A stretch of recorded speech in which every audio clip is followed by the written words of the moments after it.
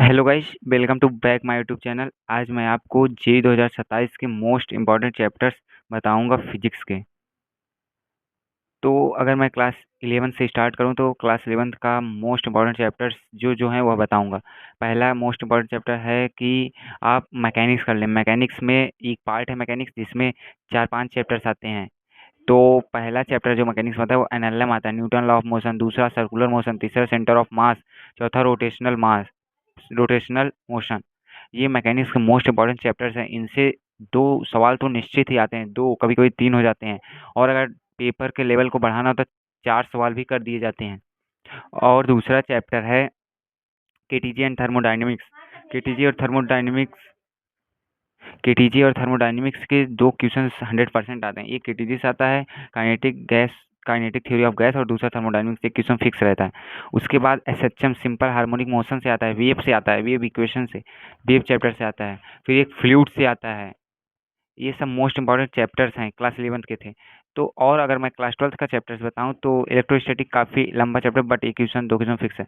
Current electricity से आता है, मैग्नेटिज्म से आता है दो क्वेश्चन। करंट इलेक्ट्रिसिटी से दो क्वेश्चन तो फिक्स है। एक कैपेसिटेंस से आता है, और मैग्नेटिज्म से आता ही है दो क्वेश्चंस। उसके मॉडर्न फिजिक्स से तो भर भर के क्वेश्चन आए हैं। तीन ऑन एवरेज आप मान सकते हैं, 3 क्वेश्चंस आते हैं। ऑन एवरेज 3 क्वेश्चंस आते हैं मॉडर्न फिजिक्स से। मॉडर्न मॉडर्न फिजिक्स जो है 3 क्वेश्चन आता है, कभी कभी 4 हो जाते हैं। और उसके बाद इनसे सेमी कंडक्टर से क्वेश्चन आता है। तो ये सब मोस्ट इंपॉर्टेंट चैप्टर्स हैं फिजिक्स के, जो जेई के लिए, जेई पॉइंट ऑफ व्यू से बहुत इंपॉर्टेंट है।